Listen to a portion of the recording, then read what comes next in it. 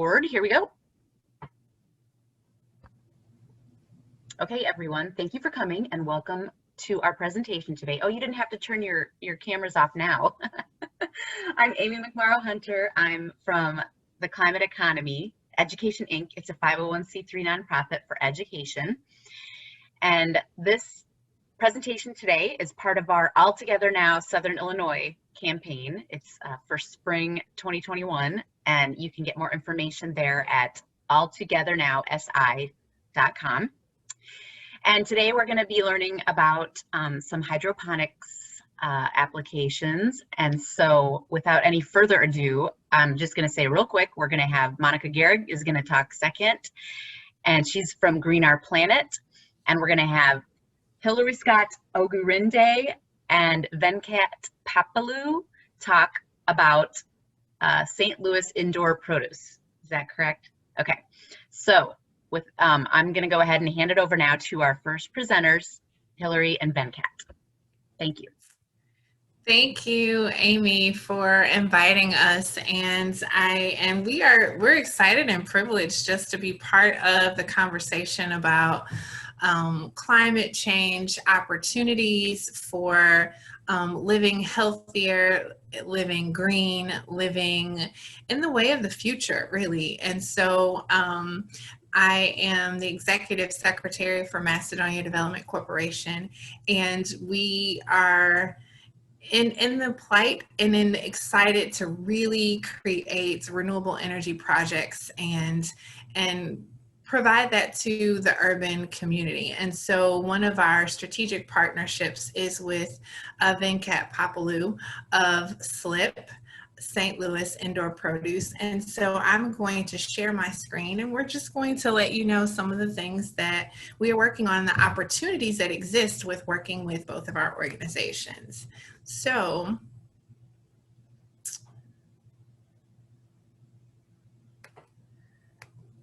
go ahead and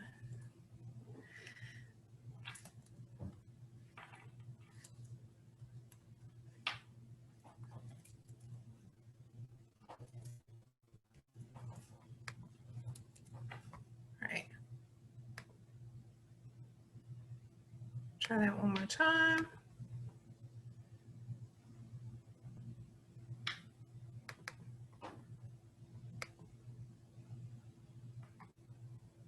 Okay, so I hope, can everyone see my screen? Just give me a thumbs up just so I can make sure I am sharing properly. Okay, perfect. So as I said, my name is Hillary with Macedonia Development Corporation, and collectively with Venkat from St. Louis Indoor Produce, we are urban farmers, and this is part of Macedonia Development Corporation's Illuminations, which is a bridge to innovation and impact. And so who we are is really that MDC is an organization, a nonprofit 501c3 that seeks to create renewable energy development projects with the main goal of creating clean energy jobs and opportunities for entrepreneurs in the renewable energy, clean, green space, as well as people in workforce to be able to have the jobs of our future, of the future. And so overall, the goal is really to improve the quality of life for communities, historically distressed and depressed communities where industry has left, where economic opportunity has left. And so to find equitable employment, they have to go outside of their community. To find great education, they have to go outside their community. And the reality of it is that doesn't have to be the case. And so the way to bring back community, bring back education, bring back economic mobility is to create jobs. And so that is MDC's goal. And we really desire to transform, rural and urban communities into renewable energy ecosystems. So pulling together the multiple green technologies to create an ecosystem, create an entire community. So hydroponics and aquaponics and urban farming is one of those tools of creating the ecosystem, and that's what we'll be talking about today.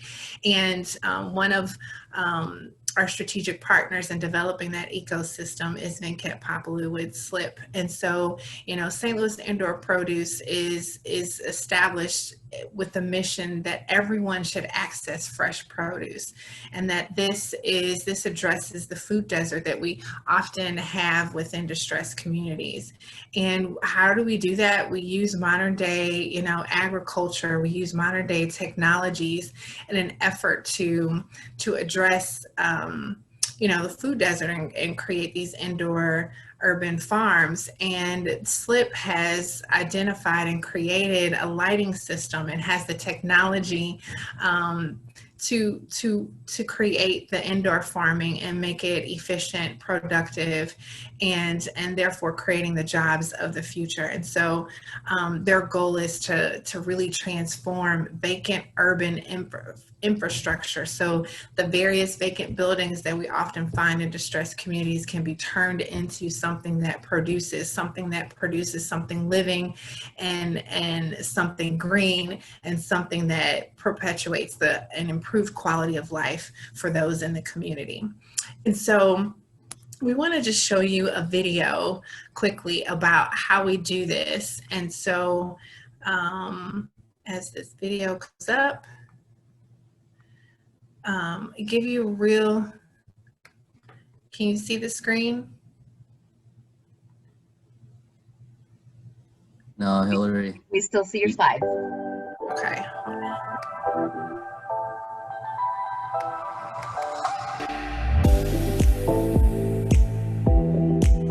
There you go.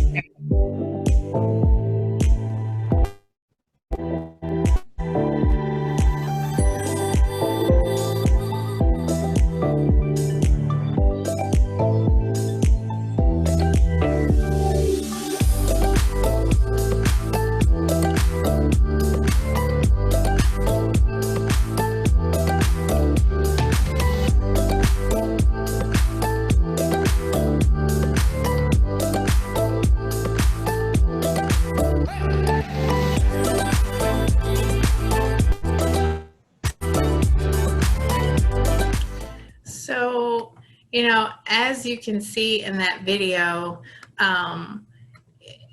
the process, our technology is somewhat different than memory. The moment when so much anticipation and maybe just a little craziness finally gets the room to roll. But this moment didn't begin with a mad dash. It began with a tap. When the family booked their summer vacation early on Vermont. Okay, I'm getting back to my slide here. Okay, can you see my slide again now? Not yet. No? I stopped screen sharing, so how about now? Yep, we're back. Back to Okay. slides. I think I may move faster than technology, right? So, you know, as you can see, this lovely young lady, you could see her in the video multiple times taking the tubes and putting the plants in them, and then them going on the wall. And so what is really cool about this whole SLIP in general is that from the process of doing it, they have, you know, engineered a more efficient, a more comfortable, a more effective way of farming. And their technology is really at the point where it's scalable, right? And it's teachable, you know. So now we can really say, okay, we can begin to teach youth how to do this urban farming. And so that's why we're really excited about seeing what Sonia and Monica are doing too, so that we can all learn from one another and see how we can really increase the capacity of this type of technology. And so, you know, from here on out, I'm gonna have Venkat really share with you the process of the R&D and and what they did and how they came to it, and now what the product is and how it can be scaled. So go for it then, Kat. Yeah, thank you, Hillary, and thanks everyone for being here. Our organization, St. Louis Indoor Produce, in 2019, April 2019, we were awarded $350,000 to do two things, which is to build an indoor vertical system, as well as the required lighting to light the plants indoors. And our main thing is to create everything in the most efficient manner possible. And the main thing with hydroponics and being able to bring, agriculture closer to urban environments is that it's a very,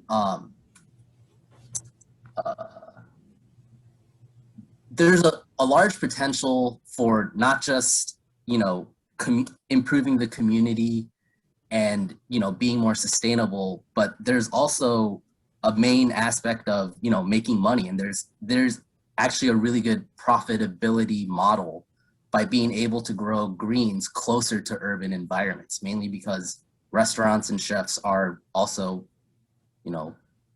willing to pay the extra dollar for fresher produce.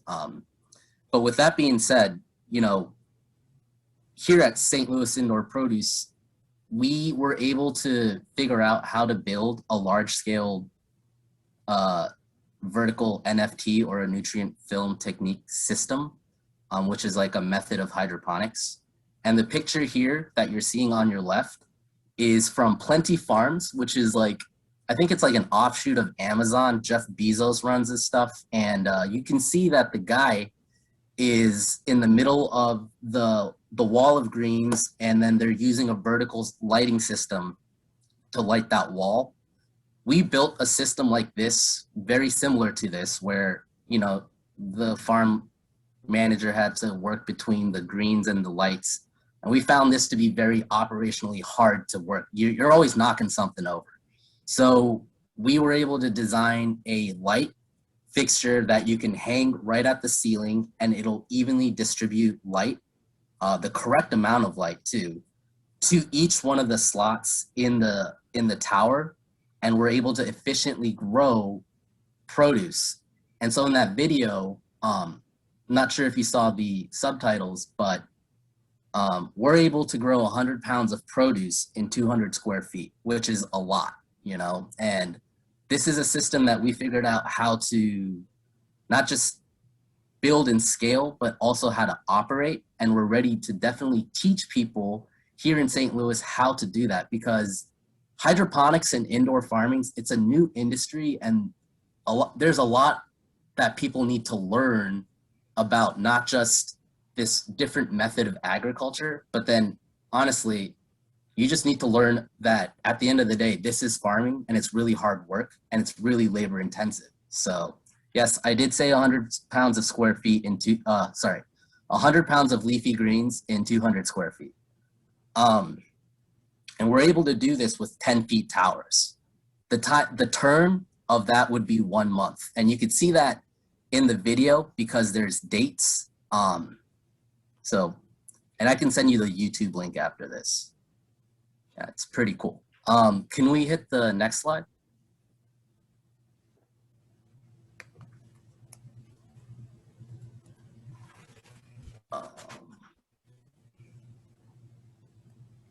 Yeah, so this is just like, Slip started off in a basement. We ended up funding our own first light in 2018. And after we got our seed investment, we were able to really build a commercially viable and scalable liquid cooled lighting system. And one thing that I want to say here is what sets our technology apart, especially our lighting technology apart, is the fact that it's liquid cooled, which makes lighting in a horticultural sense a lot more efficient. Because currently, if you greenhouse in like Amsterdam or something, they're using most likely HPS or ceramic metal halide, high pressure sodium or ceramic metal halide lamps, which are essentially street lights that they're repurposed for horticultural use. The reason why people do that is because that type of light, HPS bulbs or CMH bulbs, they emit a lot of PAR, photosynthetically active radiation. We were able to recreate this light in a liquid cooled method. And so the liquid cooling unit, Hillary, can you hit the next slide real quick? The liquid cooling unit effectively captures the heat generated by the fixture and gives the farmer or the grower the ability to recycle this heat back into the grow room or exhaust this heat during the summer months when it gets really hot. And this really cuts down on your your OpEx for your climate control costs. So you're going to be running a lot less HVAC. And so, yeah, that makes a lot of sense on paper. Like, you're going to see a lot of savings. But on top of that, it's a lot more sustainable because you're definitely not running as much HVAC and you're heating because all that heat is being captured by our liquid cooling system. And I guess at the end of the day, like, I can go on about talking about the technology of, you know, indoor farming forever.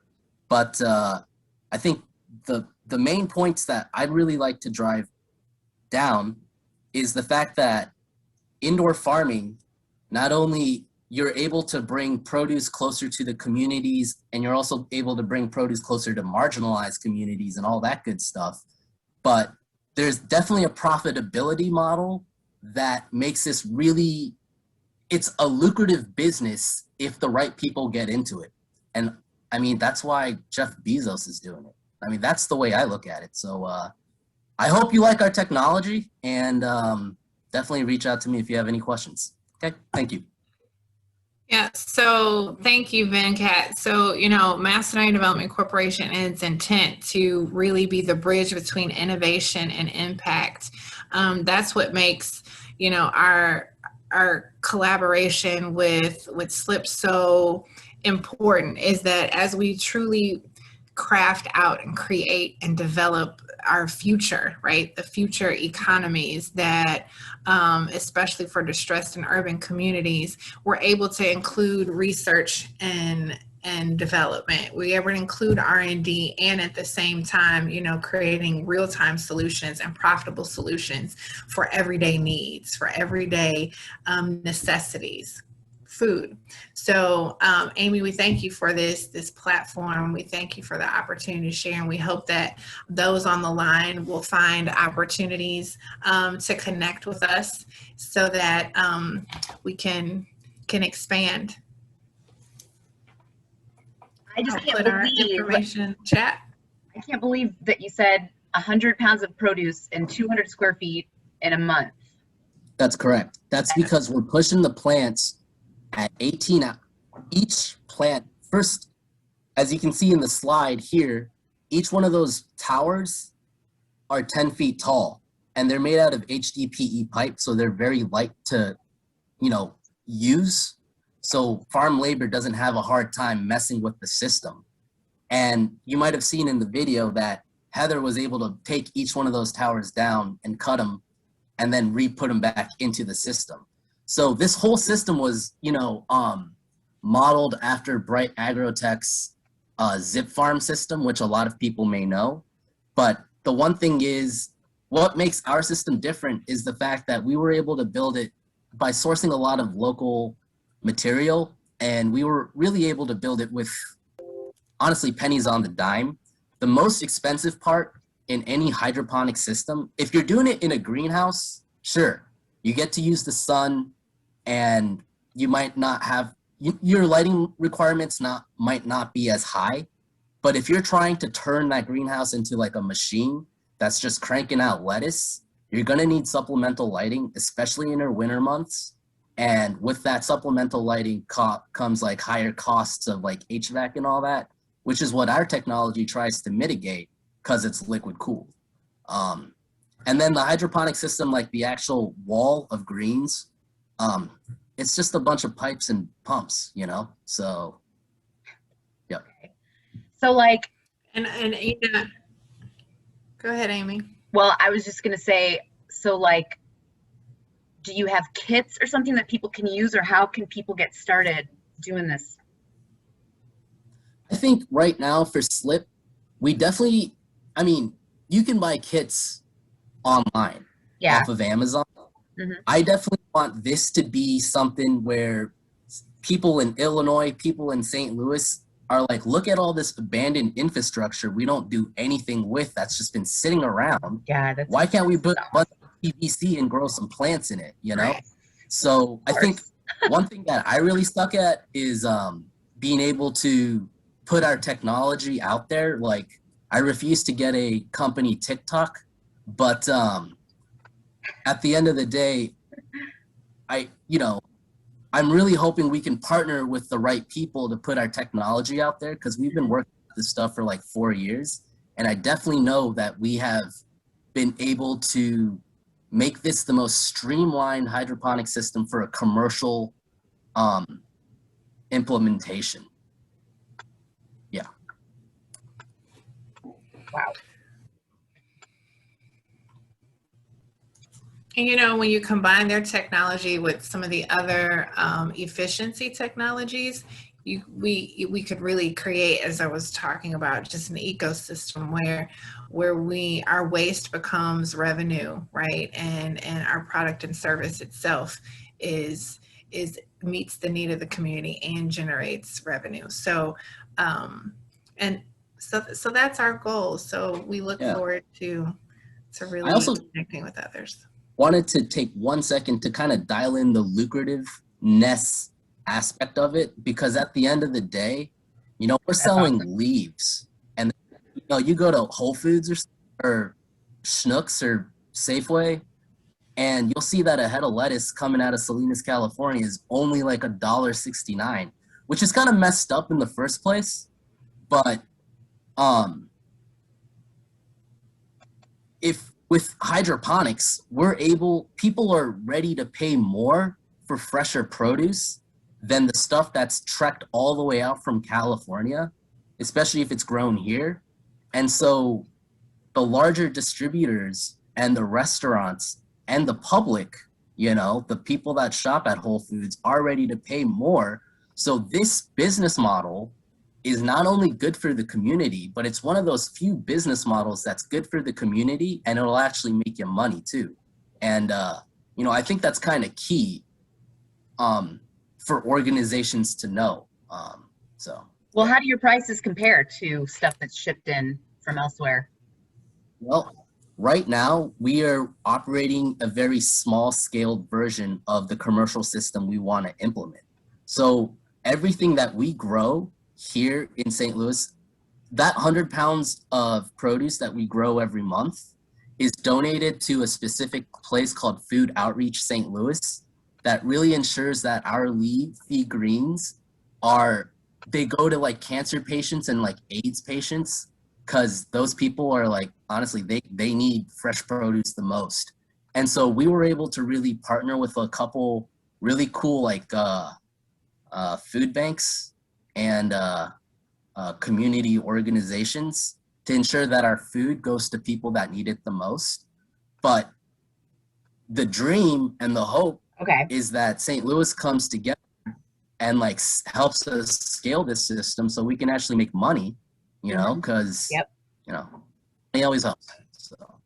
So for now, you're kind of scaling up so that you can get to the point where it's going to be a profitable business model. You're proving it and getting partnerships. That's correct. That kind of stuff. That's correct. We have, at this given point in time, we figured it all out. Like we figured out what it is and the labor and how much it really costs to scale this system. So, yeah. Okay, awesome. I'm sorry, I'm typing. I don't know if you can hear me, but. Yeah, so really strategically, where MDC and SLIP are you know, looking for investors for the business model, as well as, you know, partners in terms of spatialization. So entities with, you know, 10,000, 20,000 square feet, where we can take the business model and implement it, and then, you know, scale what they have and create the network of distributors and end users. Okay, so I create the jobs in the community, right? Yeah, this is great. I mean, Every time I learn something new like this, I just have so much more work to do now because I have to help you guys do this. So thank you for that. Thank you so much for telling us about that. And I can't wait to hear more about it. We're definitely going to keep in touch with you guys. I think, so this is a Tuesday at noon thing. Speaking of which, we have another Tuesday at noon thing next week on biochar and a local carbon network, which is related to this, and that we'll have waste, you know, obviously, that we'll want to be able to process and make use of as well. And that'll be also another revenue stream for something like this. So we may start to do this every Tuesday at noon. We'll see. We'll see. I think we're probably going to do that. So just keep that in mind as we move forward. Thank you, Hillary and Venkat, so much. And stick around. We might have a little bit of time at the end for more discussion. So Monica, are you ready? Yes, I am. All right. I just think that I'm so happy that y'all went first. What an incredible presentation. I loved learning about your organization. And I just think that, yeah, I mean, what a complimentary presentation to give right after that, because I'm Monica Gehrig, and I work at Green Our Planet in Las Vegas, Nevada. And I'm going to be talking about our hydroponics program and a bit about our entire program. But we specialize in educating youth on how to, well, we teach them STEM through school gardens and hydroponic systems. And so hopefully we are preparing the next generation of scientists and chefs and entrepreneurs and hydroponics experts. We always say, wouldn't it be cool if one of our students became the hydroponics leader on Mars one day, right? Because NASA and all the space programs are doing a lot of interesting research and development in hydroponics. So super excited to be here. Oh, you know what? I'm going to share my screen, but I have a video, so I just want to make sure I shared my sound. Awesome. Okay, cool. I'm going to go ahead and start my presentation. So I will begin with, I also want to say too, thank you so much for inviting me to be here today, Amy. It's a pleasure to be presenting to you all about what we do. So that's where I will begin. So we teach students to love and care for our planet through comprehensive STEM school garden and hydroponics programs throughout the United States. We use gardens as a portal for understanding both life on Earth and our place in the universe. To do this, we installed turnkey outdoor gardens and indoor hydroponic systems at schools. These gardens serve as living laboratories that inspire students to become the next generation of scientists, farmers, chefs, and entrepreneurs. So I think in our program, it's twofold. We really hope that our program engages students, makes school more fun and interesting, increases their attendance, but then also sets them up for viable career paths. So we are passionate about what we do and run the only STEMworks accredited school garden and hydroponics program in the United States. If you're not familiar with STEMworks, we always say that STEMworks is like a Michelin star for a restaurant. It means that our program has been vetted and through this process, it ensures that our program is rigorous and it is of the highest standard. So talking about why hydroponics, I loved listening to all of the data that Venkat was talking about, why their organization is pursuing hydroponics, and we feel the same. We've come across a lot of similar research. So it's a perfect solution for learning STEM as well as growing food. The global hydroponics market was valued at $23.9 billion in 2018. It's one of the fastest growing sectors in agriculture, making it a viable career path for our students. Plants grow 30 to 50% faster than soil grown plants. Our systems use 80 to 90% less water than traditional agriculture, which is a huge part of why we really appreciate it here out in the Mojave Desert, because water conservation is a really big issue for us. I'm originally from Louisiana, and so I know that in the East, oftentimes it's different. There's often too much water, but here in the desert, water conservation is a huge topic, and so growing food hydroponically is a viable way to ensure that everyone has access to delicious leafy greens. We've also experimented, a little side note, we've also experimented with different crops such as peppers and tomatoes and watermelon and things like that. So you can grow different types of foods in hydroponic systems, but the systems that we send to schools, we encourage them to experiment with their students, but most of the produce that they're growing are leafy greens or herbs.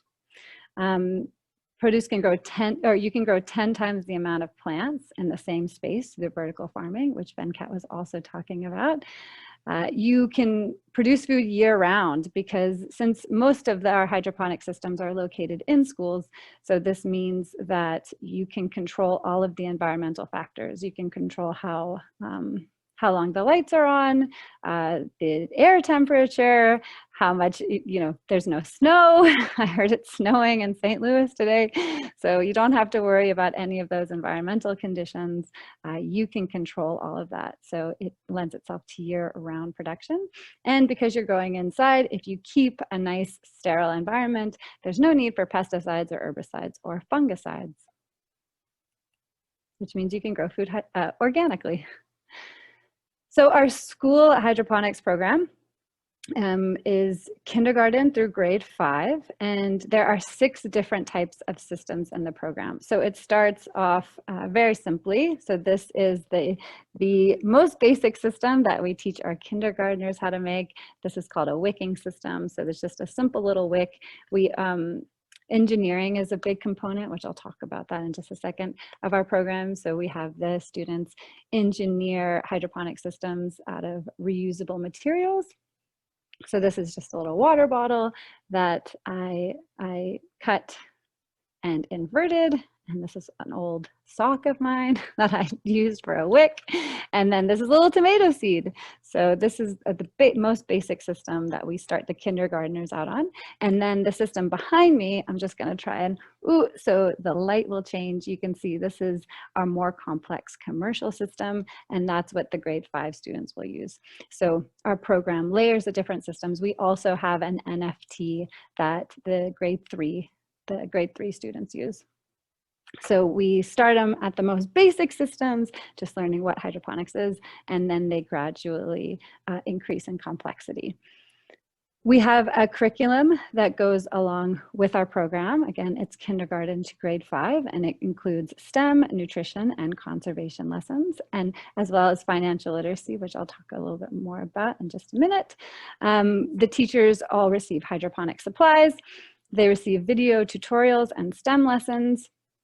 We have a hydroponics manual that we send to them to try and make the process as easy as possible, as well as they can attend our teacher trainings and workshops. And they also receive coordinator support for a year. Now, the reason why we love hydroponics is because it lends itself extremely well to teaching STEM in a hands-on experiential way. So in the science realm, students are learning things like plant parts and life cycles and photosynthesis. In technology, they're learning about system operations, climate control, indoor lighting. Again, Venkat, that was super interesting to hear about the lighting that you all have created. The students in engineering, they're learning about designing systems to meet plant needs, digital models and constructing systems. In mathematics, they're learning measuring and grafting and planting calendars. And then hydroponics also lends itself really well to cross-curricular connections. So again, we have health, conservation, financial literacy, and entrepreneurship in our program, but you could also include history and social studies and English language arts and art. It's pretty much wide open. It's really open to whatever you can dream up for your students. And the curriculum is the base of our program. So we always like to talk about it. It was created by a cadre of district teachers along with our hydroponics experts here in Clark County School District. It's aligned to next generation science standards. Again, it's accredited by STEMworks. And in each grade level, there are 14 hands-on engaging lessons, including 2 conservation and 2 health and nutrition lessons. And then in grade 5, there's financial literacy. There's also, we've started creating virtual academy STEM video lessons for each grade level, which I'll talk about in just a minute. And then coming soon, we are working on a curricular framework for culturally responsive teaching. So that's our program in a nutshell, but I think it's always best to hear from the students. So I'm going to play this video for you all. This is a video of students at Bonner Elementary here in Las Vegas. Plants need soil, basically. And the hydroponic system, it didn't use any soil, which was like really surprising to me.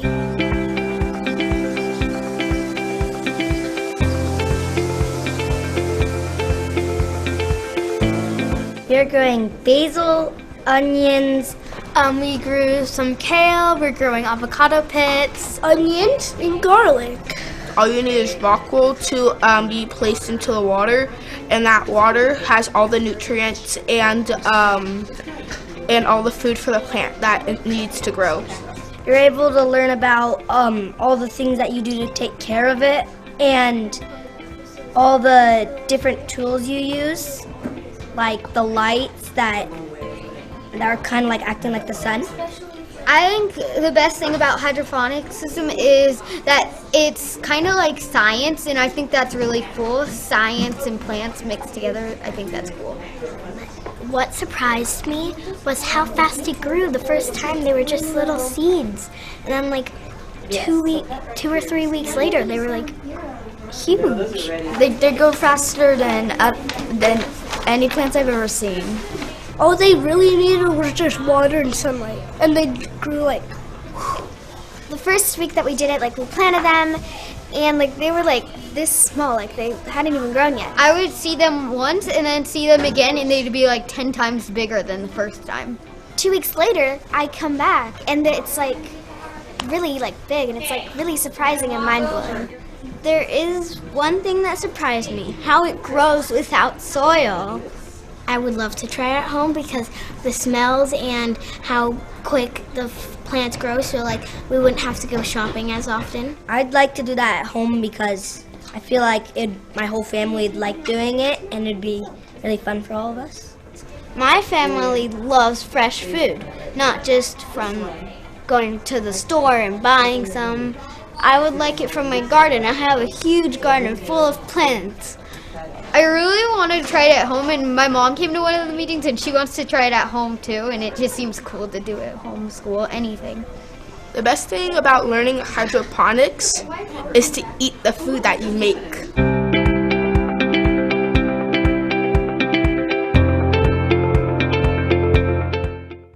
So I love how that video ends with that boy saying it's the best part is eating the food that you make, because I completely agree. That's one. And again, to Venkat's point, it's like having fruits and vegetables that you take care of and you grow, and then you get to harvest and you get to eat, is, I just think, is such an incredible part of the process, and one of the reasons why I love doing what I do. Whoops. So I also just wanted to touch base on our school garden program. So we have our hydroponics program, but we also have an outdoor school garden program. And with our school garden program, we have farmers who go to the schools once a week, and they maintain the garden and they harvest. When pre-COVID and post-COVID, our farmers will also be teaching the students at the schools. But for now, what they're doing is they have started creating, 3 of our farmers in particular have become video stars, and they've started making virtual academy video lessons based on our curriculum. We also have virtual Ask the Farmer sessions, and they also make garden tours for the students to see. With our hydroponics program, we're also doing the same. So this has been a big pivoting tool, and this resource is accessible to everyone right now. If anyone is interested in using these videos in their classrooms or with their family, or to learn about hydroponics or outdoor gardening, we have tutorials that you all can watch if you're just interested in information. But if you're a teacher who is with us, you're welcome to use this resource in your classrooms. So when COVID hit and we could no longer be with the students in person, we took a really big pivot and we started making video lessons based on our curriculum. So these are standard aligned video lessons. in STEM and nutrition, and they make learning fun and engaging for students and support teachers. Now, after we started making our video lessons, we, again, because teachers are our audience and we really appreciate their feedback, and we want to make sure that we're creating content that makes sense for them and supports them. We ran a teacher cadre last June where we showed them our videos and we asked for them for their feedback. So what you see now, the latest videos that we have coming out, are based on their feedback to ensure that they're quality educational material that they can use in the classroom. So these are just two examples of what our videos look like. This is Farmer Joe and Farmer Yolanda. They are two of our virtual academy stars. And so if you ever want to see them in action, I recommend heading over to our virtual academy and checking them out. Coming up pretty soon, we have a video where they are dressed up as bees and sunflowers. It's going to be really awesome. I know it's going to be great. Okay, and then so just a little bit of data about on our virtual academy.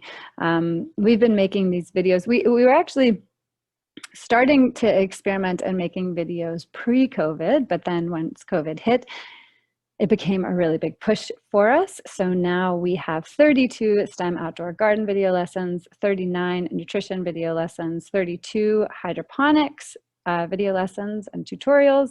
We have 19 garden video lessons, and then 14 conference video lessons. So those are the conference video lessons are the conference that are from conferences that we hosted pre-COVID. And right now we're estimating that about 1 million students have seen our videos. Whoop, whoop. I don't want to go to YouTube. Just 1 second. I'm going to close that. Okay, cool. Okay.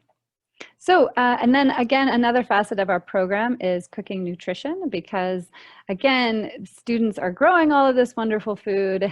We want to make sure that they have an opportunity to taste it, to learn about it, to learn about what it means to have a nutrient-dense diet. So a part of our programming is cooking nutrition.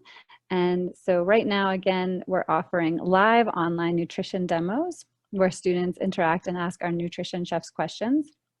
We have a health and nutrition curriculum that is from pre-K to grade 12.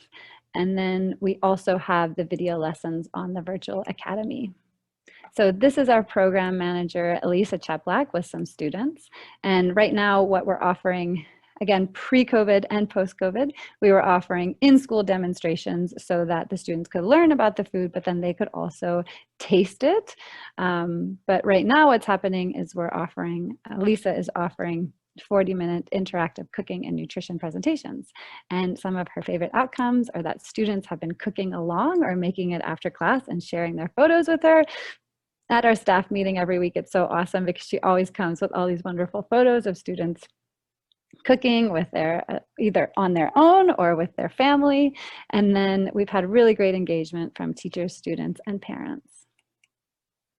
And here are just a few more photos of Lisa and the students in action and some of the delicious meals that they've made. Now these meals are inspired by the outdoor garden and then also the hydroponics produce that the students produce. And then, as I mentioned, we have our financial literacy program. So our financial literacy program is in grade 5, middle school, and in high school. And pre-COVID, again, we are offering this live and in person, and post-COVID we'll be doing the same. But we've pivoted and have been offering this program online to 5th grade classes. That's been our piloting group. It's gone super well. And so this spring, we're completing our financial literacy program with 14 schools and 42 5th grade classes. Now, one of the reasons why we're super excited about our financial literacy program is not only is it teaching students extremely important skills, but they also are able to harvest their produce either from their outdoor garden or their hydroponic system and then bring it to a student's farmer's market and sell it. And again, this was happening pre-COVID, it'll happen post-COVID. There have been some schools who have been sharing their produce with their school community and kind of coming up with like little drive-by farmers markets and things like that.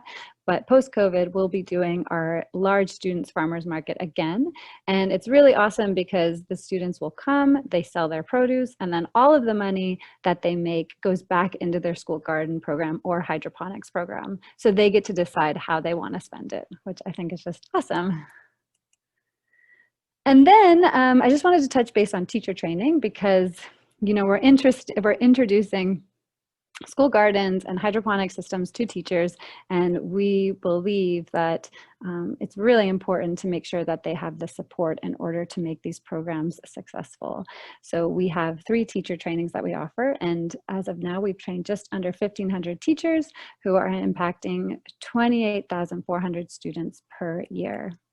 We have 2 teacher trainings that are geared towards our outdoor garden program and 1 teacher training that is geared towards our hydroponics program. Although right now we're in the process of starting to develop a hydroponics 102. So we'll have all 4. But this is really to introduce, this is really, sorry, my screen, it's paused.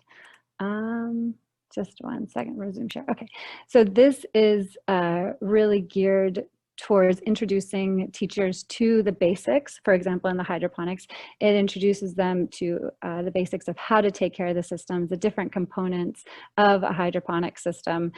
All 6 of the hydroponic systems they get to learn about. Oh my gosh, sorry. Sorry about that. So they get to learn about all 6 hydroponic systems, and then they also get to take a deep dive into our curriculum. So in our teacher trainings, there's both the component of, okay, you get to learn the hands-on component as a teacher so you can feel confident teaching with either an outdoor garden or a hydroponic system. And then you also get to learn about our curriculum. We also have information on nutrition, so the teachers get to learn about that as well. Lisa comes and she gives a nutrition demo. So here are some survey results from our last hydroponics teacher training. So we always ask the teachers what is their confidence in teaching with a hydroponic system pre-training, and you can see here that most of the teachers, number 1 is not very confident, number 5 is very confident. So you can see most teachers fell in the 1 category. And then post-training, we ask the same question, and you can see everyone has shifted to being confident or pretty confident or very confident. Then you might recognize that we have a lot of data that we are collecting. We have a lot of programs and a lot of data in our program. So we have an app. It's our gopconnect.org app, where we are able to track all of our hydroponics and our school garden programs. So on the left side, you can see where we have sent our hydroponics programs. And then on the right side, you can see our hydroponics and our outdoor school garden programs. So the blue is the hydroponics and the green is the outdoor school garden. So in conclusion, our programs engage students in hands-on learning to make STEM engaging and fun for students. Thank you very much. Oh my gosh, wow, so great. I have so many questions. Thanks, I appreciate that. I'll let everybody else pop in also, but okay, first, I'll stop sharing. What are the qualifications to get the teacher training? So the teacher training is open for anyone. We're offering our hydroponics teacher training in June. We're offering STEM 101 and hydroponics in June. So I can plug in our Eventbrite link, or I can plug in the link to both of those in the chat. So we're offering both of those in June, and they're open to anyone interested in learning about school gardens or hydroponic systems. Okay. So I'm a teacher and I'm looking at this, and you have all these resources and you have a lot of experience. And so what are some of the big challenges that teachers have that they might be thinking of that you've already you can already help them overcome?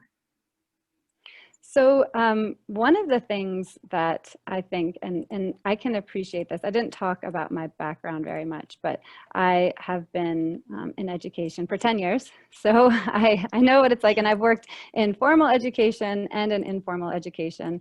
And so one of the things, so I'm just popping the links in the chat right now.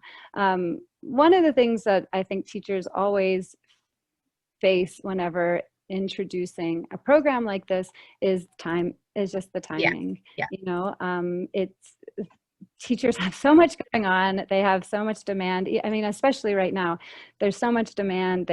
They're taking on all different kinds of roles. So we try and make, you know, at the beginning of the presentation I said our program was turnkey. We tried to make it so that teachers can receive our program, they have the curriculum, it's meeting standards that they are required to cover over the year, and with the teacher training, they learn how to operate the systems, so they're confident in teaching with them. And then with the video lessons, that's been a big component about the video lessons as well, is they're based on our curriculum. So if teachers didn't have time to teach the whole lesson, they could use the video as supplemental material. So that is something that we are constantly trying to address and make better and support teachers in, is just recognizing that they have a lot going on. And so if they're going to adapt a program like this, it needs to be seamless, it needs to be efficient, it needs to be effective. Okay. Hey, Monica, I have a question. Mm-hmm. Yeah. You mentioned that you figured out a program on how to, I guess, you know, take all the produce and find a way to distribute it, and then you know, figure out how to split that revenue within like the hydroponic system in your school or within the students. Like, have you guys ever thought about, like, because in the pictures it seemed like they were like more adolescent or like middle schoolers. Mm-hmm. Has there ever been like a high school program? Because one thing that's so key about hydroponics and this industry is going off of what you said, there's a large learning curve. You can't just throw someone into a hydroponics farm and have them figure out what the heck is going on. Mm-hmm. So like, has there been like a program for high schoolers and to help them graduate with these set of skills so they can, and it doesn't necessarily have to be a hydroponics farm, but it's farm experience. And so for kids that are into that, so you know, that's kind of the question. So. Yeah, no, that's a super awesome question, Venkat. And right now, so our curriculum is kindergarten to grade 5, but we have middle school and high schools that use it. And our, you know, where we're going, because we're also interested in continuing to expand and continuing to grow. And that's one of the pieces that we're looking at is developing middle school and high school curriculum for our hydroponics program. And that's one piece that the culturally responsive hydroponics framework is going to be addressing, because we're not aligning it to standards based on grade level, we're aligning it to concepts. So we're hoping that schools will be able to use that, but that's a next step for us, is develop the middle school and high school curriculum, because we see that as well. And we see, like, so many schools are interested in this for their middle school and high school students, because they see it, you know, high schoolers are right there. High schoolers are working, you know, they're out there, they're working, they're starting to test out different industries, see what really makes sense to them and what they like. So we're definitely moving in that direction.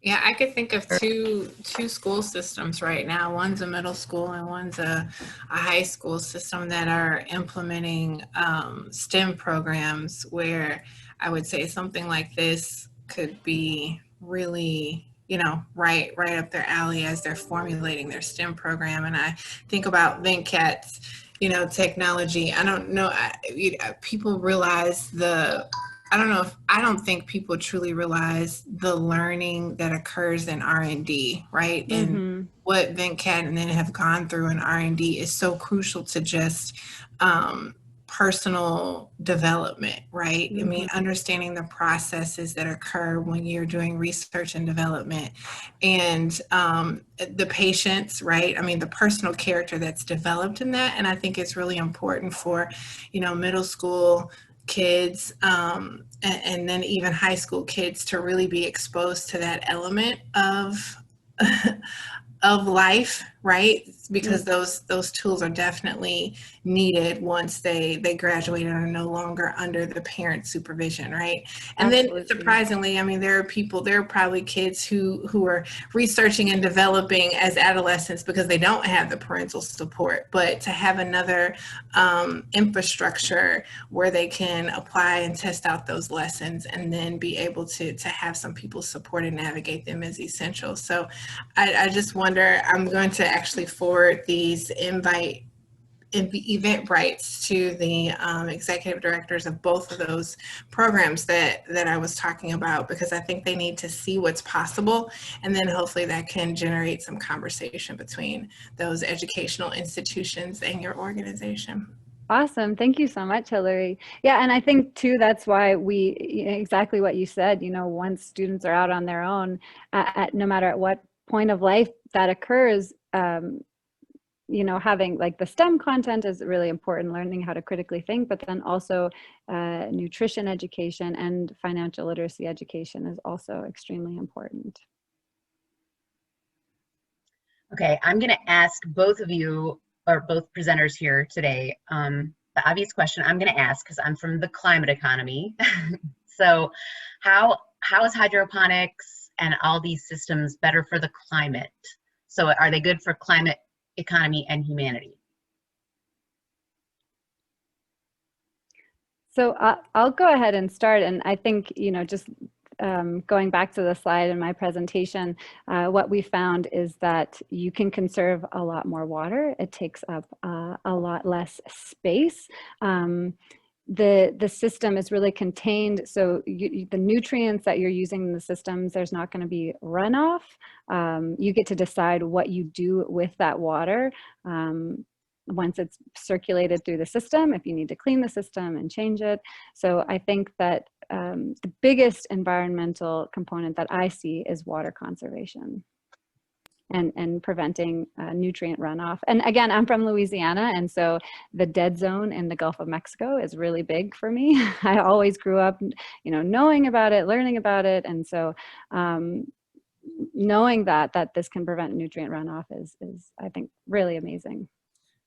I'd like to add to that, and Monica, I think that's one of the most crucial things with hydroponics. Like hydro is of like this idea, right? But and Amy, that's a really good question too, because I think that is one of the biggest points of contention with skeptics of hydroponics, is especially when you come to a scale of a commercial, when you get to the commercial scale of you're trying to crank out thousands of pounds of produce because you're trying to feed a whole city, that requires a lot of energy. And that is, and the amount of energy consumption of HVAC, lighting, all that stuff combined, on top of that, the labor, is it actually a feasible business model? Is it a feasible farming business model? And honestly, if we look at history and the data, the only successful indoor urban farms right now are flower farms. Farms that are growing flowers in urban environments. All other hydroponic, aquaponic farms, to my knowledge, are not really profitable as of yet.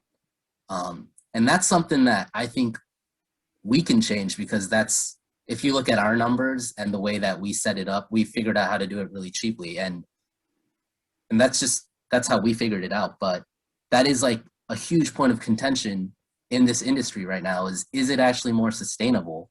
I definitely think that it is, if we're able to do it in a way that is the most efficient. And right now, people are still trying to figure out how to make this system the most efficient.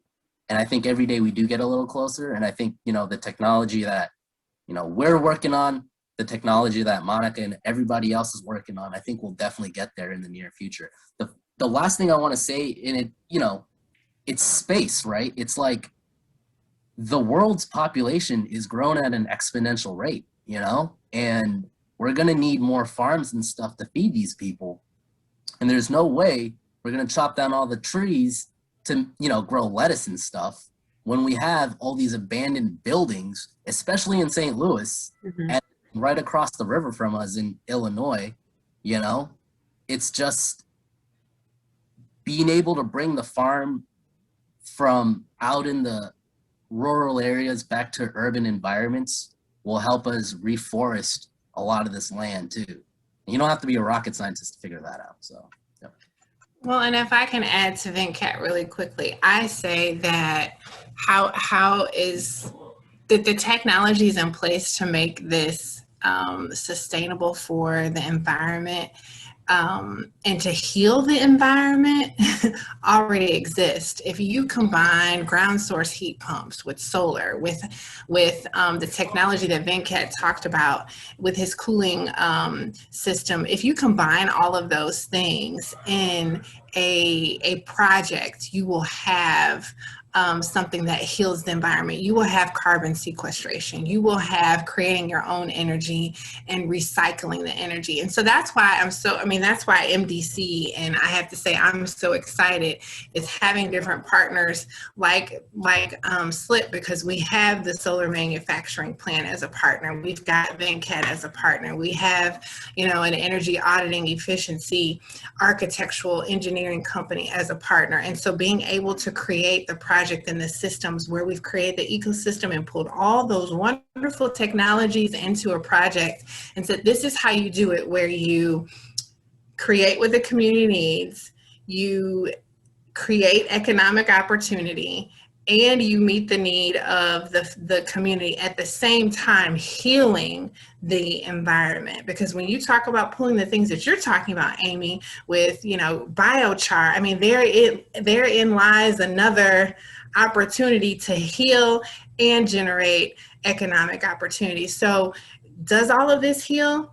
Yes. Does this create the environment and actually leave my 7 and 12-year-olds an environment to live in? Yes, if we do it, and if we do it on a mass scale. And so with what Monica's doing and teaching the children early and giving them the hope to see that this is a way of life that is ideal, I mean, that's where we have to start. We have to start with the children. It might be a little bit too late for me and maybe my 77-year-old mother to shift their mindset, but starting and planting that seed early and showing them how it's economically and physically beneficial to them, and it's just the way of life, is what we have to do.